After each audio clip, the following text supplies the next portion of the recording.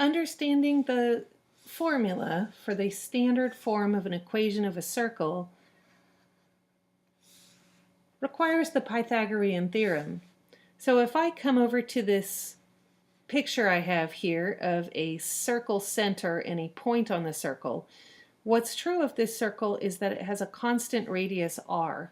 So that value, that distance between the center and any point on the circle is always the same. Now if I fill in two sides of a right triangle here,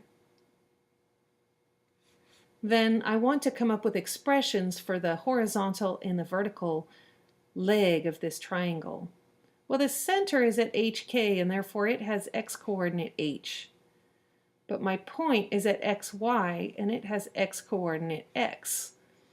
The length of this leg of the triangle is going to be x minus h, because if I think about the distance I come out from the y-axis to get to x, and then I subtract off the distance from the y-axis to h, that's going to get me that segment that's remaining, x minus h. Once we've done it for x, it's fairly obvious how to do it for y, right? The y-coordinate of the center is k. The y-coordinate of our point is y, and therefore the length of this side of the triangle is y minus k. So the Pythagorean theorem gets us a squared plus b squared equals c squared, which is the two legs, the sum of the two legs of the triangle squared, x minus h squared plus y minus k squared is equal to the hypotenuse squared, which is the radius squared. And we can see that that is exactly what we have as an equation of a circle here, the standard form of an equation of a circle. Once we know this formula, we can either come up with an equation given these characteristics of a circle, or we can go in the other direction. Given an equation, we can find the center and the radius. So my center is hk. These are constants. These are not x and y. X and y are variables, so as we're going around the circle, x and y change, but as we're going around the circle, the center of the circle does not change. So the center is these constants h and k, and the radius we'll call r.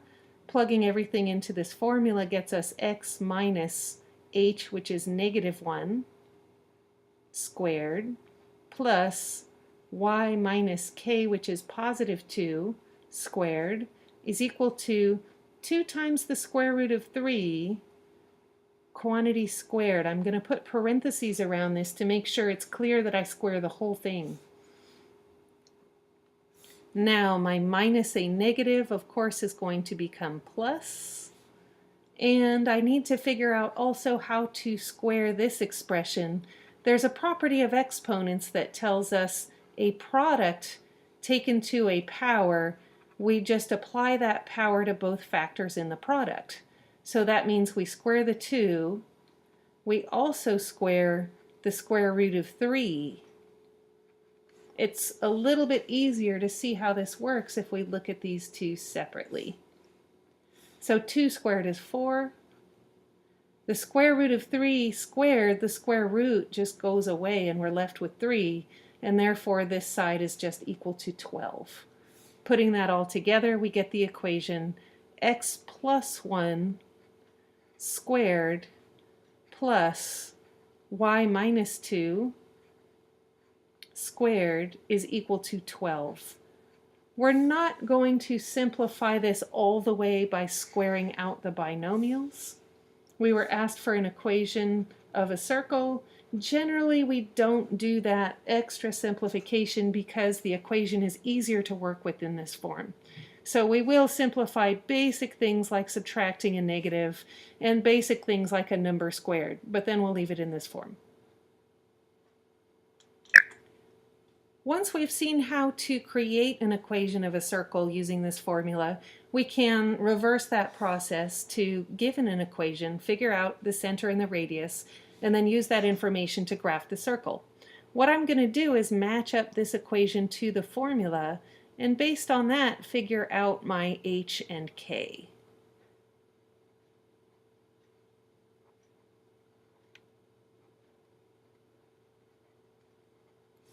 So writing down the formula x minus h squared plus y minus k squared equals r squared, I can see that I want to match a minus 3 to a minus h. They both already have minuses in them, which tells me that h is equal to 3. These two formulas match perfectly if h is equal to 3. Then I look at my k and I can see that I want to map minus k to positive 2. The way to make that work is to make k equal to negative 2, right? We can see that a couple of ways. One way is to picture that y plus 2 as if it said y minus negative 2. Another way to think about it is to say I want minus k to be mapped to positive 2, and the way I would solve this equation is by multiplying or dividing both sides by negative 1, so I can see that k is clearly negative 2. We usually don't have to set up an equation to do this. We just get used to the fact that the way the numbers appear in this particular formula is the opposite sign from how they appear in the center of our circle. Finally, I want r squared to equal 4. This one, if it's not automatic for you, maybe it is helpful to set up an equation. If r squared is equal to 4, and I were to take the square root of both sides, then I would get r is equal to plus or minus 2, but since I know that the radius has to be positive, I'm just going to simply say that r is equal to 2. So my center is at 3, negative 2, and my radius is 2. To graph this circle, I'm going to start by plotting the center of 3, negative 2. Technically, this point is not part of my graph, but I plot it just to make it easier to draw the rest of the circle. Now I'm going to use my radius to count out in each of the 4 main directions. So I'll go up 2, starting over at my center again, down 2, starting over at my center again, right 2, and starting over at my center again, left 2. Each time getting a point on the circle, and then I try my best to draw a circle that goes through all of these points.